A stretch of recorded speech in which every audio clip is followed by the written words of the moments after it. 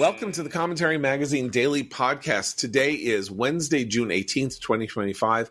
I'm John Podhoretz, the editor of Commentary Magazine. With me, as always, executive editor Abe Greenwald. Hi, Abe. Hi, John. And Washington commentary columnist and director of domestic policy studies at the American Enterprise Institute, Matthew Continetti. Hi, Matt. Hi, John. We closed our July-August issue, and we have a lot to talk about in relation to this issue, which will be up today and tomorrow on our website. And we'll get to the war with Iran in a little bit. But I thought maybe we could start, and this will integrate some of the war in Iran, with Matt's column in the issue, which is about the radical left and its liberal camp followers inside the Democratic Party. So, because I think we're facing an election in a week here in New York, 6 days actually, in which the question of the how implicated Democratic voters and the Democratic Party are in general with the furtherance of noxious, anti-Semitic, radical economic, and in general destructive views, how much the Democratic Party as a whole, or its other elected officials, or its representative offices are advancing the interests of people who hate America, hate Israel, hate capitalism, and are, I think, a patently destructive force. Well, we just see it time and again that when the radical left breaks laws, causes civil unrest, commits acts of violence, the mainstream Democratic politicians and liberal fellow travelers in the media and in intellectual circles excuse it, make apologies for it, say it's a distraction. I was most recently reminded about this during the LA riots of just the last week. It seems like a decade ago. Was it? Can you imagine? That is amazing. Like, we've so moved, like eons. It's like, okay, there was this Narishkeit in LA. And you know what? Something world monumentally historic is happening in the Middle East that just, it's as though what happened there never even happened. There was also violence at some of the No Kings protests, which was only Saturday, last Saturday, and including in Portland, which has long been a site of radical left terrorism, Los Angeles, Utah, Philadelphia. Shooting, Philadelphia. So this seems to be a constant presence on the left, and I'm always struck by how, rather than drawing a very severe line against the violence, rather than doing everything that's necessary to quell the violence, mainstream Democrats tend to say, well, it's just a way of letting off steam, or we have to understand the root causes behind the violence, or Donald Trump ordering the National Guard to Los Angeles 2 weeks ago was an act of tyranny, and a district judge in San Francisco, who is the brother of a former Supreme Court justice, has more authority over the National Guard than the President of the United States.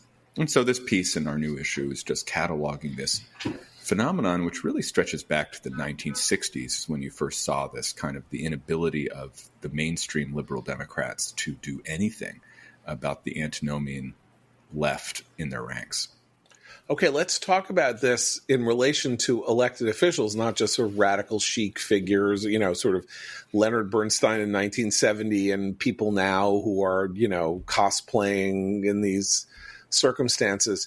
I mean, there are 5 democratically elected officials who have been arrested or held by law enforcement in the last 2 months from major blue centers. Okay.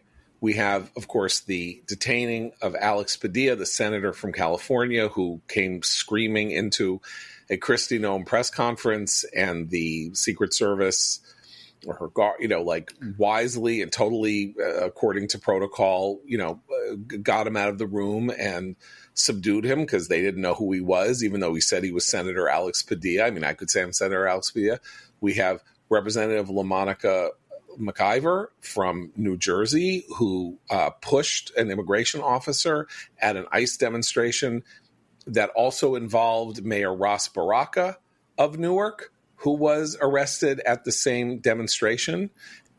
remember Hannah Dugan, the Milwaukee County Circuit Judge, who helped spirit somebody away from ICE through a side door in the Milwaukee County Courthouse. And then yesterday, Brad Lander, very left-wing, the New York City controller, who would be the most left-wing candidate in the race were it not for the guy we're about to talk about, Zohran Mamdani, basically showed up again at an ICE proceeding, interfered with officers, and got himself arrested solely, I believe, so that he could get the photograph of himself in ICE custody. So a guy running for mayor of New York City who doesn't really have a chance, but nonetheless, he showed up to get arrested while with a week to go in a race that maybe he delusionally thinks he can somehow win or like explode outward because of an event like this. They think this is good for them politically. They think that this is, throwing red meat to their people, and that this is righteous because it's all against ICE. And I think that you have to think about what the object of the protest is. In their imaginations, they are likening themselves to the civil rights movement of the 1950s, where civil disobedience, nonviolent demonstration was a key to highlighting the issue of racial segregation in the South. These politicians are purposefully getting themselves arrested or aiding and abetting illegal immigrants. Illegal immigrants. There's no equal rights issue here. The distinction is between citizen and non-citizen. And I think most people look at this phenomenon and say, what are you doing? I mean, obviously it's a stunt, but the purpose of the stunt seems so at odds with a common sense understanding of the rule of law that I think it's only digging the Democrats' hole deeper. But they really are only interested in the style. They have taken a page from the protesters and said, "Oh, this is now effective politics. That's what we need to be doing. We need to be more like them." And I think they would do it over almost any issue now. I agree the issue is a loser. The illegal immigrant. Think about Senator Van Hollen's campaign for Maryland man, Albrego Garcia, which ended as soon as we found out that Albrego Garcia had a criminal past as the grand jury indicted, and was arrested upon landing in the United States after his mistaken detention. Now in charge for human trafficking, in the dock for human trafficking. Right. And suddenly, Senator Van Hollen's nowhere to be seen. Yeah, I mean, meaning, just to make clear what this means is that this guy was mistakenly removed to El Salvador and under extreme duress from Judge Boasberg and whatever has been returned, was a coyote. I mean, the accusation is that he wasn't just an illegal himself, that he was that which was illegal in other men. I mean, that he was spiriting people across the border as part of his profession. So, I mean, the manifold ironies there are obviously manifold. And then you think about Gavin Newsom, the governor of California, really heightening state-federal tensions. Why? Because he wants Los Angeles and his entire state to remain a sanctuary for illegal immigration. And Mayor Karen Bass of L.A. saying repeatedly that the only way the disorder would stop in Los Angeles is if Trump removed the National Guard and ended the ICE raids. I look at the Democratic Party as the wing of the Democratic Party that's most visible now. It seems to me that it's a one-issue party, and the issue is somehow protecting a status quo that the public dislikes, and which I think is ultimately harmful to the country. I just beat my head against the wall again and again. If the Democrats wanted to put out the flames that create Trumpism, the simplest solution is to get tough on immigration, and they cannot do it. But, okay, so let's talk about their incentives for a second. I'm sorry. Their incentives are money. I mean, aside from that they believe, let us take it as a given that these officials believe that Trump is a authoritarian moving to totalitarianism, that ICE is bad, that it basically is a kind of thuggish Praetorian Guard that is they enacted, compare right? it to Nazis all the time now. So let's do them the courtesy of taking them seriously and saying that they believe what they say they believe. So there is that, and we should judge them as we do. If that's something that you think is acceptable, vote for them or accept and if you don't, and from what we can tell, most Americans don't, they will reap the whirlwind, as Matt, as you suggest they might, in the right circumstances. I mean, I don't think that Ross Baraka in Newark is going to get crosswise of his voters for being a radical who doesn't like law enforcement. But, but we'll do them the credit. There are all these other incentives, right? Aside from fame, the incredibly quick ability you have now to be able to jump on something and make money, right? A photograph of Brad Lander in custody saying whatever it is he's going to say. He can put out a targeted text with the picture of him in custody and all that, and maybe he can raise $1 million in a day from the sort of the whatever the version of the left-wing version of the Tea Party is, or the people who are giving Zoran Mamdani all this money. Same with Alex Padilla, totally obscure, though he is the senior senator from California, among the most obscure people in Congress, just made himself famous. And now, if he is able to capitalize on what he did, can move into a more powerful position in his party. And of course, and the way you do that is to raise money at a fast clip and then distribute it to people so that you're a power player behind the scenes.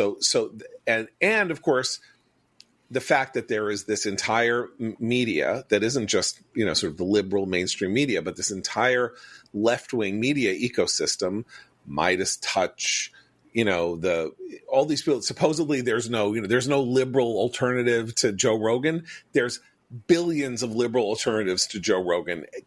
Adding them up together, they're more than Joe Rogan, and you can become famous in those circles and push your name forward and push your causes forward.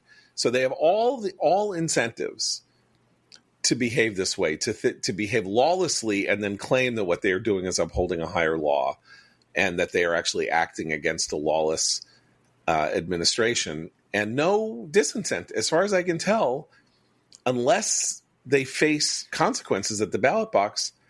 What is the disincentive, except for the unpleasantness of being manhandled by a cop, which I'm not saying is fun. Brad Lander didn't look like he was having fun, nor did Alex Padilla when he was on the floor being handcuffed behind his back. But that's 30 seconds of unpleasantness for a lifetime of, being the answer to a trivia question.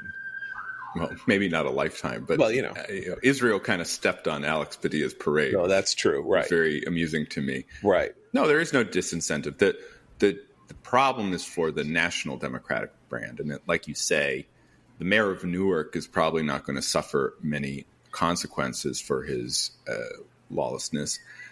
But a moderate Democrat trying to beat a senator in, say, Michigan, in a Senate race in Michigan next year, or a House member running for districts in the battlegrounds, not in suburban New York, right? Not the Bronx or Queens, they might suffer. And so I think it's interesting. We're going to talk about New York in a second, but last night the Democrats had their primary for Virginia. It was Virginia primary day. And other than Abigail Spanberger, who had the nomination for Virginia governor pretty much sewn up a year ago, the down ballot Democrats that the party nominated are progressive radicals, progressive activists. And you look at some of their views, and I think that there's opportunities down ballot for Republican candidates, even though the Republican Party in Virginia is in somewhat of a state of turmoil as Glenn Youngkin looks for the exit. So, right, they're not paying any price now, the individuals who are performing these acts of, faux heroism, aiding illegal immigrants. But I do think it only will hurt the Democratic Party's reputation next year. Well, so we have a nationalized politics. So as a result, that's the point here, which is that if you are running, in Kansas or, a state that has a stronger Democratic Party than you would expect, given its geographical position and its general tenor, or Michigan or a place like that. And Michigan, of course, very purple, right? Goes, Trump, Biden, Trump. Something that happens in Newark, New Jersey, or in a courthouse in New York City, it's as though it happened in your district. And that's new. That's new. Now, it's not entirely new because the largest issues, right, meaning crime or defense policy or things like that, have always been national issues. And the Democratic Party has, for the last 60 years, been uncomfortably close at various controversial points to being weak on crime and weak on defense. But you didn't have specific images of specific politicians who can stand in for the whole. And that's what, again, the arrest of Brad Lander, the scene with Padilla, all of that not only activates Democrats and gets them money, it activates Republicans, it toughens the Republican spine on some of these issues. Like if you're sort of like a non-Trump Republican, or you voted for him with deep reservations in 2024 or whatever, watching what's gone on in the last 6 months is not exactly the sort of thing that's going to incline you, despite the Qatari plane, despite the, what appears to be the grifting with the coin and the phone and whatever. It's not going to incline you to say, I'm moving over to those guys. Like, any effort to persuadable voters, in my view, is being lost by the embrace of the most radical sentiments. The great strength against Trump in 2018 and in 2020 was, he's crazy, they're all crazy, we're at least not crazy. And now they look marginally crazier than Republicans do. I mean, they're seeing it. Part of the stunt, part of the stunt in these cases is to try to get Republicans to look crazy, right? Is to invite the crackdown that's some sort of overreach, but it doesn't come off that way. So, but I don't think voters look at ICE agents and say, well, they're just Republican. That's Ted Cruz in a uniform, or that's Marjorie Taylor Greene in a uniform. That's what they think. But that's not what an ordinary person. That's a analogy or a metaphor that the ordinary person would not go to. I mean, who have the Democrats put forward in recent months? We've remarked before on the podcast, the most visible Democrats are Alexandria Ocasio-Cortez, Bernie Sanders. We mentioned Van Hollen. We mentioned Padilla. We have Jim Carville giving an interview blaming the Jews for problems in the Middle East and in the Democratic Party.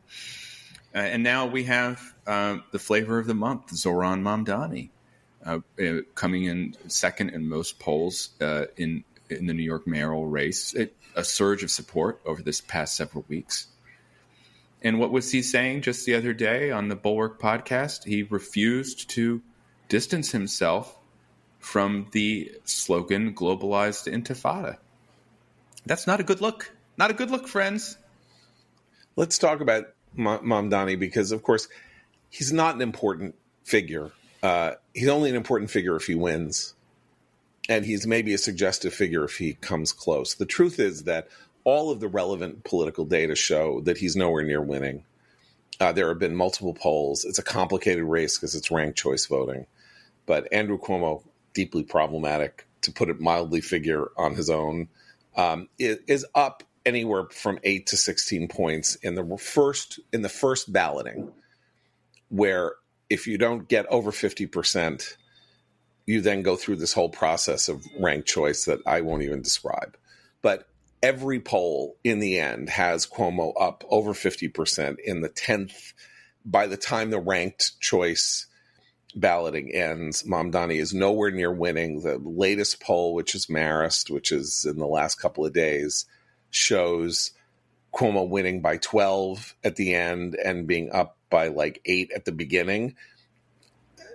So Mamdani is in all likelihood suggests that Mamdani is not going to prevail here, and that what he has done is consolidate 30% or 35% of the Democratic primary vote in New York City. But he's also become like nationally famous. And he's very able. He's very smart. He's got weird similarities to Pete Buttigieg in the sense that he's young. He's kind of vibrant. He's extremely articulate. He's a good speaker. Unlike Pete Buttigieg, he doesn't, like don and doff different clothing to pretend to be different people. He is a radical leftist running on a communist. And I'm not saying that, I'm saying that descriptively. I'm not saying that, because I don't like communists, which I don't, and I'm trying to be, red baiting. He wants the nationalization of grocery stores. He wants the city to run grocery stores and set prices. He wants the mayor to have the power to freeze rents. So he's basically taking control of the private economy for his own political gain.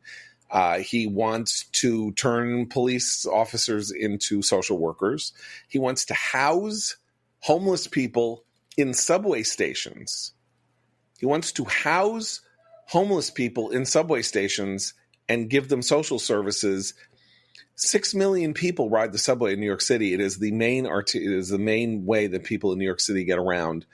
And he wants to increase the presence of disorder, decay, criminality, and psychosis as people go about their daily business. Like that is his agenda. It's naked, it's open. And then he opens his mouth to talk about foreign policy. Right, he's fixated on Israel. Yeah, so my 18-year-old daughter said to me, why are we even talking about Israel in the New York mayoral election? And I said, well, that's a historical artifact. Like, first of all, New York mayors will always talk about foreign policy because the UN's here. It's the largest city in the country. It has more immigrants live in New York than live anywhere else.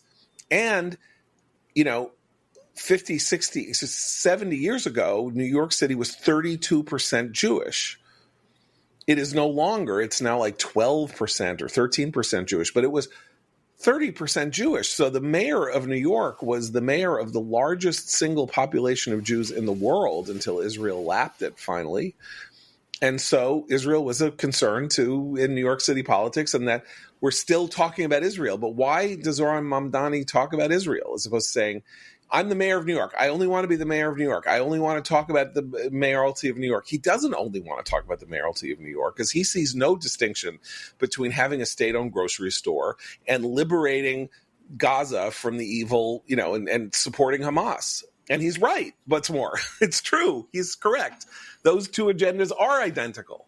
They are about overthrowing our traditions, overthrowing our basic belief in private property and democratic choice and all of that. And so he's actually doing us a favor in some sense by putting himself on the ballot in this way, because if he loses, and he loses substantially, which may happen, like either he's got momentum and he's going to shock everyone and win, or he may do worse than it appears that he is doing when all is said and done. There's a very serious negative campaign going on here locally against him, not about Israel, although there's a lot of stuff about Israel and mailers and things like that, but it's about how he wants to fund the police and he wants to put the homeless in the subways. And is that something you want? And that's something that will resonate with voters who started voting yesterday.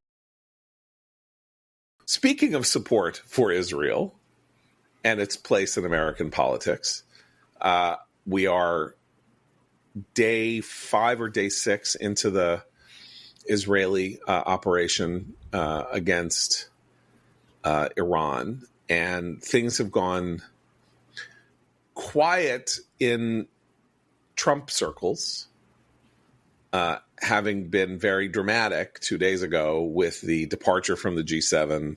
Was it 2 days ago? Tell me it wasn't yesterday. Well, Trump arrived back in D.C. yesterday morning, Tuesday morning. He then from had Canada. Several meetings with his national security team. Right. He talked to Prime Minister Netanyahu yesterday. Mm-hmm. And then in a series of posts to Truth Social, Trump said America first includes opposing Iran's having the bomb. He said that very important, we now have complete control of Iranian airspace. He then said that we know exactly where the Ayatollah Khamenei is, but we have decided not to take him out, parentheses, kill, exclamation point, close parentheses, him at this point. And then he said in a final post yesterday afternoon, in all caps, with exclamation points, unconditional surrender. So everyone at that point, yesterday afternoon, Tuesday afternoon into Tuesday evening, we were wondering, well, what's going to happen? We were receiving reports throughout the day of U.S. military assets traveling to the Middle East. And then around 9 o'clock last night, Trump posted again with the huge news that construction has started on the 100-foot flagpoles that he is installing. Not one two. flagpole. He has said 2 100-foot flagpoles. Yeah, I've been wondering actually. Earlier in they're not going to rust. March or April, he announced that he is planning to do this, and I was wondering where they were. Yes, they are non-rusting. Yeah, they are They will not rust. And the rope is inside. The rope is inside. Thank you for your attention to this matter. Thank you. So that's where we stand. And his posts this morning have been about low-income wage increases and some good poll numbers that he's receiving. So that's Trump's side. And just to close out, we did receive a response this morning from Ayatollah Khamenei, where he said, of course, the Iranian revolutionary regime is not going to surrender to Trump's demands. And if the United States becomes involved, Iran will launch a regional war and answering Trump's demand with another threat. You know, it is funny. Go ahead. I just want to say about those truths. So people were kind of criticizing Trump for the we part. I took it as a completely heartening sign that in one way, shape, or form, he is now completely bought in to what Israel is doing. Well, that's why they're criticizing it, because they don't want him to buy in. But there was also this, like, what do you mean we? Like you had nothing to do with it kind of thing. It's like, yeah. Well, that's just like, I hate you, so you stay. Yes. Okay, but I mean, there's a very interesting sort of nascent alliance growing on the anti-war front. And it is, sort of like all the usual suspects on all sides, all of whom loathe each other, kind of having a moment of like, hey, you don't like this either. Maybe we can, sort of like, it's like when, Loki joins the Avengers or something, it's like, maybe we can work together this one time to prevent this terrible thing from happening. I'm interested by the fact that the moral and spiritual geopolitics of this moment between Israel and the United States are not entirely in the same place. And I'll explain it to you, in my view, thus. I assume that Israel did not decide to launch this effort without a plan or an idea about how it would take out Fordow, the 300-foot deep buried facility that is the centerpiece of the Iranian nuclear program. Like, just going on and blowing up things on the surface of Fordow and all that they've been spending 20 years on this plan, and that they have a plan to deal with Fordow. Because why would they go now? Now, maybe they went now because the intelligence really did say that Iran was going to break out and could break out in a week or 2 weeks, and they had to do whatever they could to degrade the program however they could. But let me just say that I think that it's likely, and given apparently the wildly successful use of AI as a planning, timing, and strategic tool, which is some of the stuff that we're hearing about, that the sequencing of everything that went on in the last week was aided immeasurably by machine learning efforts that helped create the scenarios that said, if you do this, then you should do this, and you could do that, then you do this, and here's what happens if you do X. It's like the first positive thing I've heard about AI ever, practically. So I'm very, very interested in that. But that they have a plan. It's just that it's laborious and will take a long time and will, put Israelis at more risk of Iranian counterstrikes and all of that, right?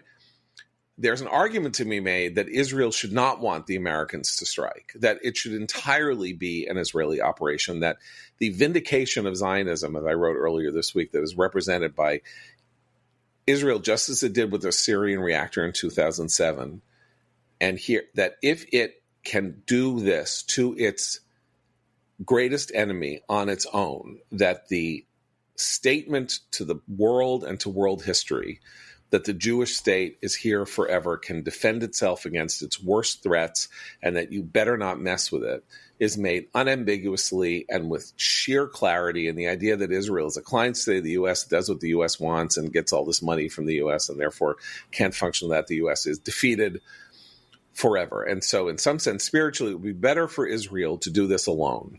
Look, I think there's a lot to that case. I would only say this is about more than Israel. That's where I was going next. Go ahead. Every American president since the Iranian nuclear program was discovered, going back to George W. Bush, has opposed a nuclear Iran. The Democrats have tried diplomacy. The Republicans have tried diplomacy to varying degrees. Trump just tried diplomacy for 60 days.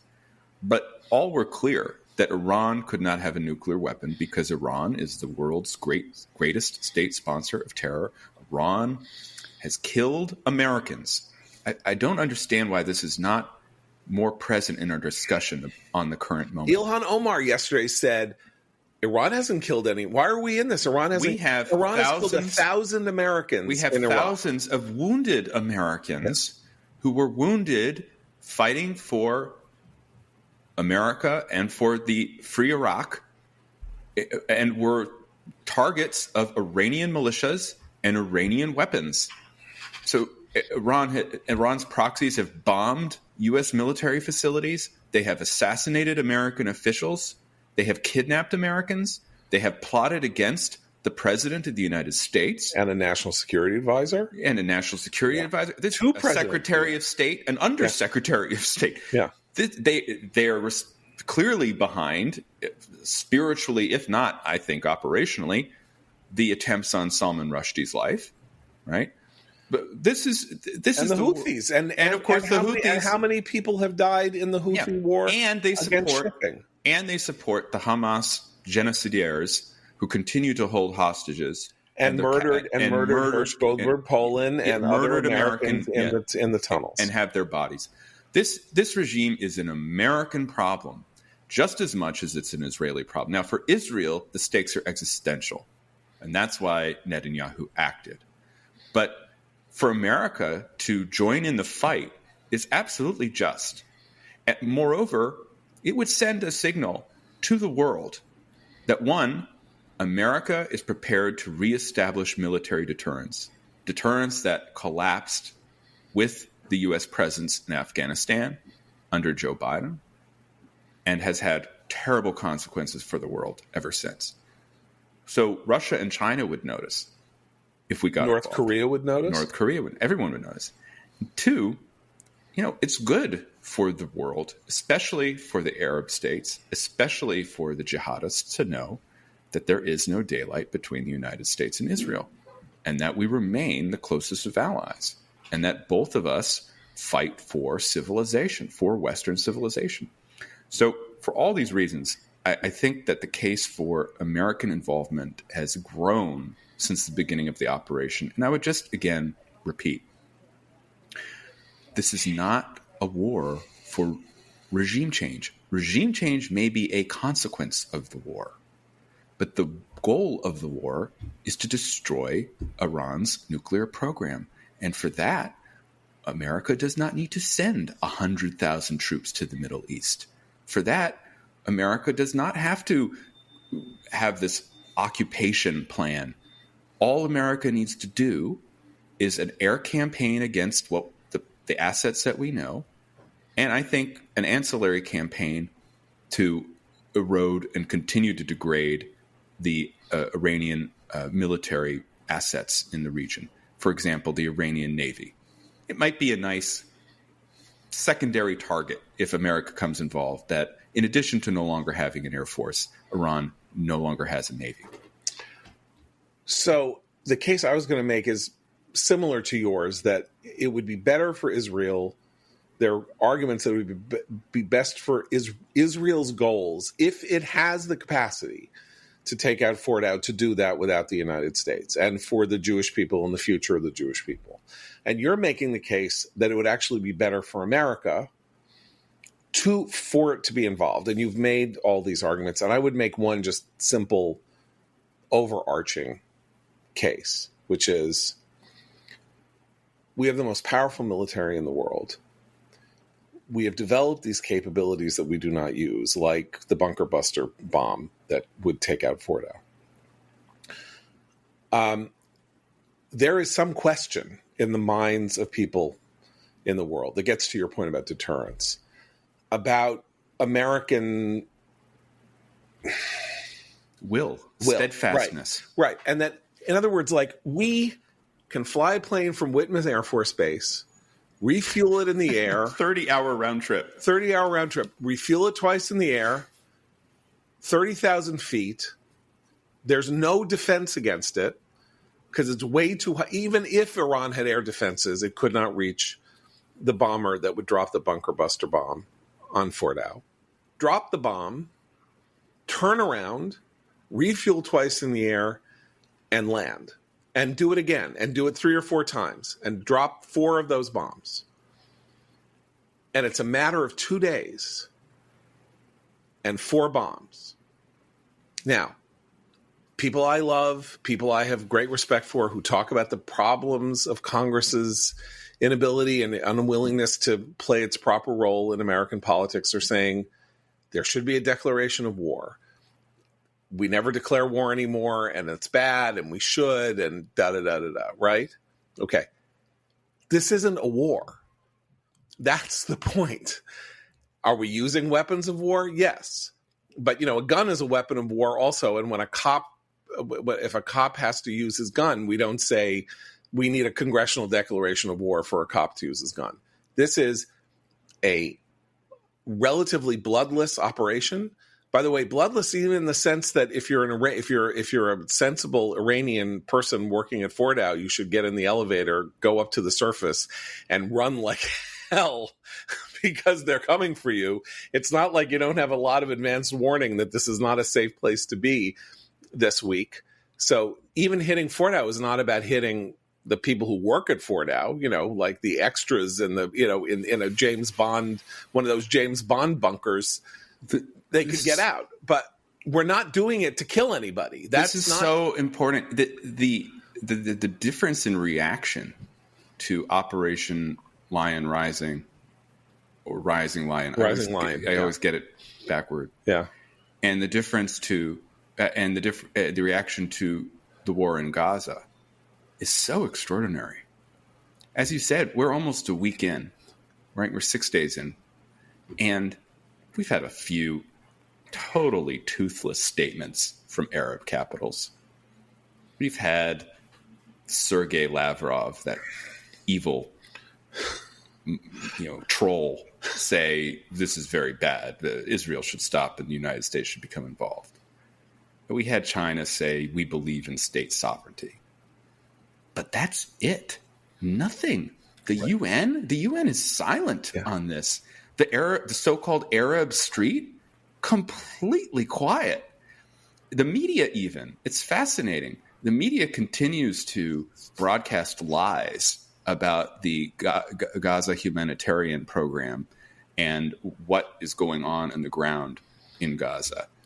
But they just seem stunned. There is a slight turn.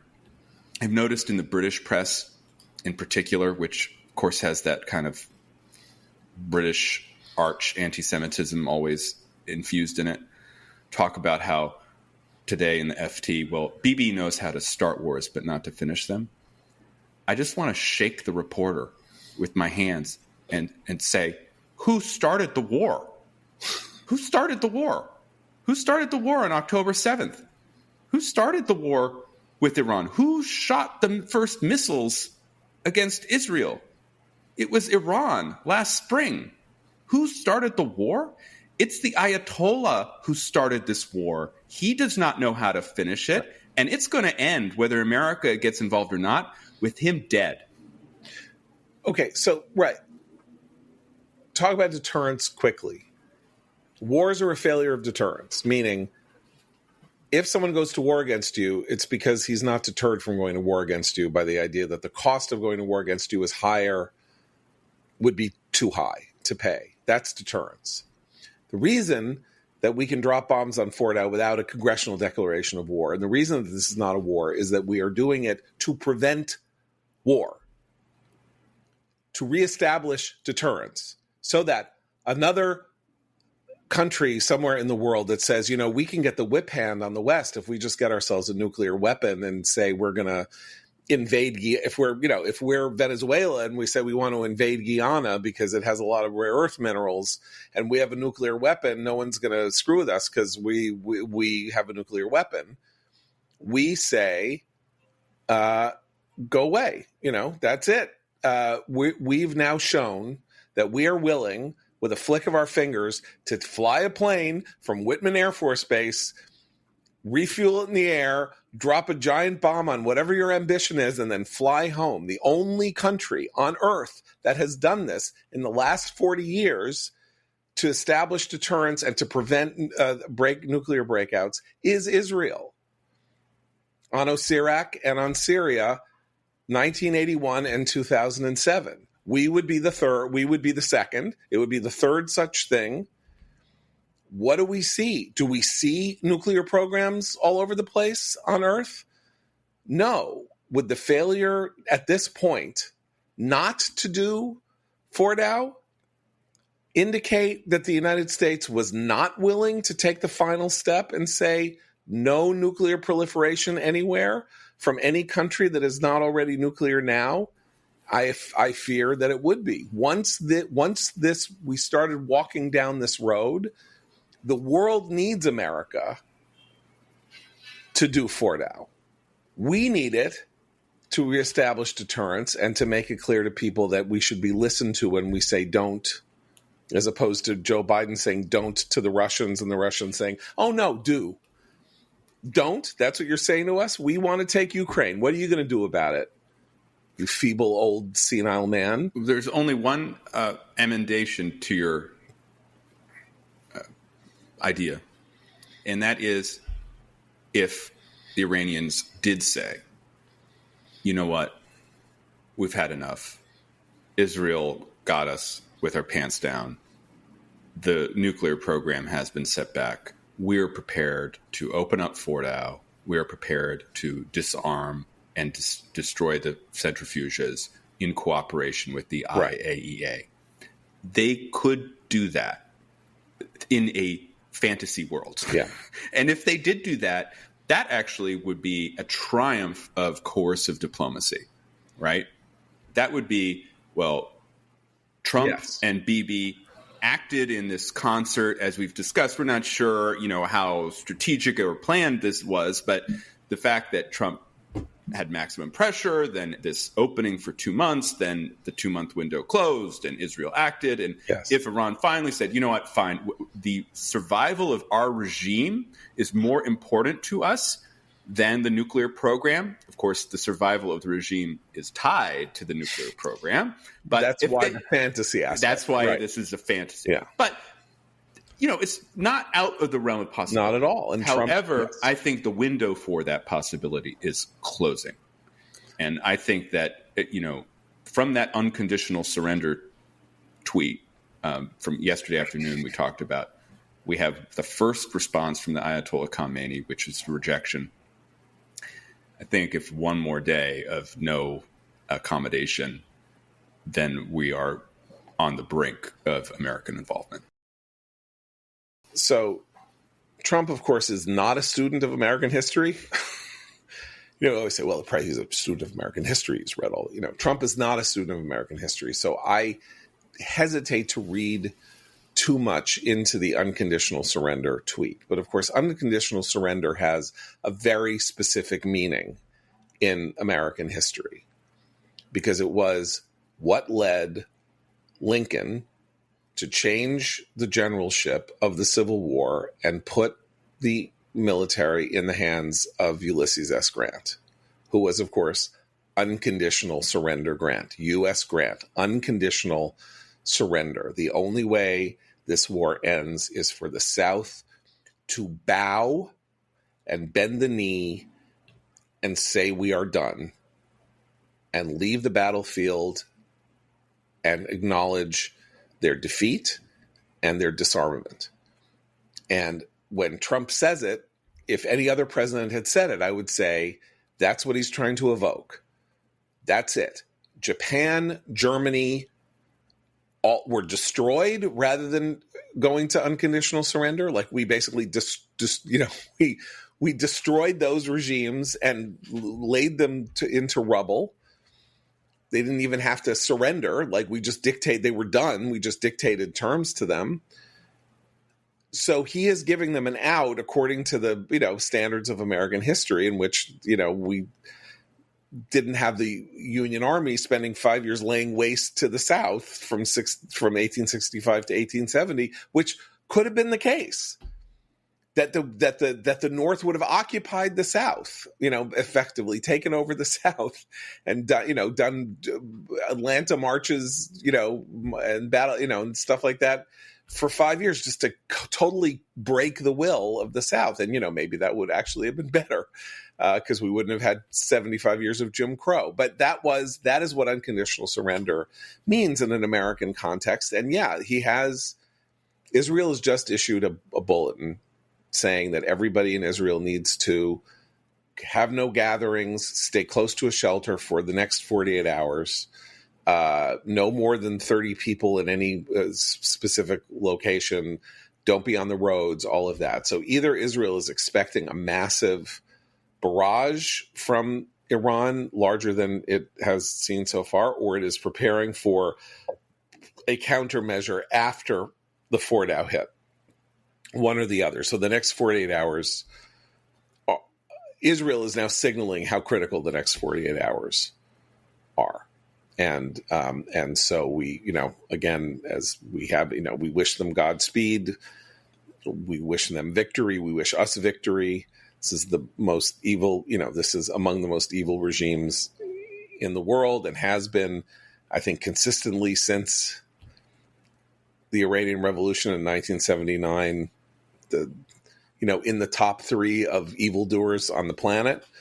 And it would be an unalloyed good for that regime to disappear, and for the 90 million people in Iran to have a future not under their yoke. But again, regime change is not our goal. Deterrence is our goal, and deterrence would be best served and most efficiently achieved by an American strike on Fordow, even though as a Zionist, I think that there is this argument to be made that Israel should go it alone. I think there's another reason that it would be good for the U.S. to do, and that's tied specifically to Trump, which is that because he has been so bizarrely steadfast in stretching out diplomacy with so many bad actors, I think it would be a good sign for him to show that his patience is not bottomless, and that he is willing to take action at the end of the day. Yeah. I mean, and he has taken action before. He punished Assad for the chemical weapons. He fought ISIS. He killed Baghdadi. They took out another ISIS leader recently. Soleimani. Right? I mean, they took out some Somali terrorists earlier this year. And, of course, they fought the Houthis for several weeks until coming to this accommodation. Here is what I think is important to remember, just to close. In all the media coverage this morning, the media, which has joined forces with the Tucker Carlsons of the world and the AOCs of the world to try to prevent any American action, keeps repeating the line that Donald Trump has promised for 10 years not to begin or enter any forever wars. Donald Trump's America First foreign policy is to extract America from the Middle East, not to become more involved. True. You know what else has been Donald Trump's foreign policy for 10 years, since his very announcement speech 10 years ago, earlier this week? Iran must not have a nuclear weapon, and the United States must support the state of Israel. And just as he has done everything he could over the past 10 years not to overly involve America in the Middle East, and yes, to withdraw American forces from the Middle East. That happened in Afghanistan, where he was the person who set in motion the peace plan with the Taliban. That is happening now in Syria, where we are drawing down the forces, the anti-ISIS forces in Syria. But he has also stood with Israel, and he has also been entirely clear that Iran must not have a nuclear weapon. And this is why it's so important. If he decides to act, it is not us being dragged into a Middle Eastern war, as we hear again and again. It is Donald Trump fulfilling a campaign promise to guarantee that Iran will not have a nuclear weapon on his watch. And the way this is going, at least not for several decades, if ever. That's what's important. And I just wish the media would also include that in their partisan coverage. Well spoken. We'll be back tomorrow. For Matt and Abe, I'm John Podhoretz. Keep the candle burning.